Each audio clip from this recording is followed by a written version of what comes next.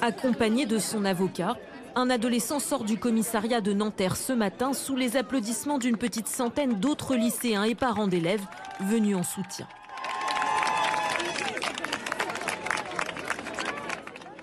Le père du jeune homme, soulagé, ne cache pas son mécontentement face à une interpellation qu'il juge abusive. Merci.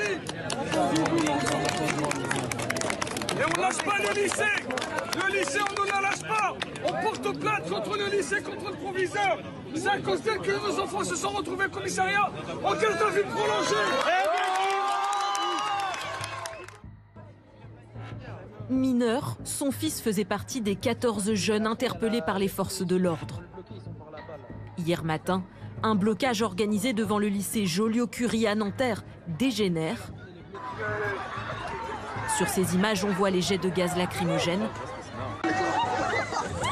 et le face-à-face entre un policier et un adolescent. Les jeunes interpellés ont été placés en garde à vue pour attroupement armé et violence volontaire. Nous avons rencontré l'un d'entre eux. J'étais là-bas dans les couilles de 9h45 et il y avait une bande de policiers qui bloquait le passage. Ça veut dire que je ne pouvais pas me rendre devant le lycée. C'est-à-dire qu'ils ont commencé à gazer les gens, bref, avec des lacrymos et tout. Et ça veut dire qu'ils ont commencé à courir derrière moi, sûrement aussi pour m'attraper, pour me gazer. Donc forcément, j'ai couru. Et puis après, ils m'ont pris par terre, ils m'ont menotté sans aucune raison. Et arrivé au commissariat, ils ont dit que j'étais cagoulé, ganté, alors que pas du tout. Pourtant, ils m'ont fouillé, il n'y avait rien dans mon sac et je venais d'arriver. Selon ce tract, les élèves organisent ce blocus hier pour demander le rétablissement de l'aide aux devoirs et protester notamment contre la mutation d'un de leurs professeurs. Depuis la rentrée, les tensions se multiplient dans cet établissement des Hauts-de-Seine. Débrayage à répétition, vie scolaire fragilisée aussi par des atteintes à la laïcité liées au port de l'abaya, une robe longue assimilée à un vêtement religieux. Mais selon les lycéens que nous avons rencontrés ce matin, ce n'était pas la motivation du blocage. À aucun moment on a bloqué pour la abaya. C'est le front, l'extrême droite qui a mis l'islam dans ce sujet. Lundi, tout s'est bien passé. Puis la principale, elle nous a dit de revenir au lycée le lendemain, qu'il n'allait rien se passer. Tous les cours qui étaient maintenus. On est parti au lycée, mais la police, il faisait un arc de cercle autour de la grille.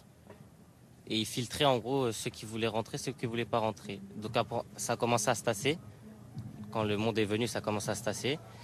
Et au bout d'un moment, ça a dégénéré, ça se poussait. Ça parlait mal. Des policiers sortaient des gazeuses alors qu'il n'y avait pas lieu de la sortir. Et au bout d'un moment, ça a dégénéré. La police a-t-elle été débordée lors de l'intervention? C'est ce qu'assurent ces lycéens. Harry Halimi, avocat de certains adolescents, s'insurge contre la violence, dit-il, des forces de l'ordre. Des enfants, des mineurs, certains parfois de 14 ans, sont restés dormir dans une cellule de garde à vue sans aucune raison. Il faudrait que ça cesse. Il faudrait que l'on arrête, lorsqu'il y a un mouvement social de lycéens, de faire de la répression et d'interpeller pour essayer d'intimider et d'empêcher les lycéens de se conscientiser socialement. De son côté, la préfecture a condamné dans un communiqué hier soir les débordements et les violences survenus en marge de ce rassemblement. Les forces de l'ordre ont été alors prises à partie par plusieurs individus.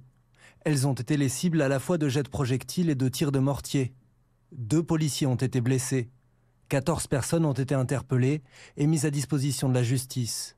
Le préfet condamne fermement ces violences et appelle au retour au calme. L'Académie de Versailles précise quant à elle cet après-midi que parmi les jeunes interpellés, tous n'étaient pas des élèves du lycée Joliot-Curie.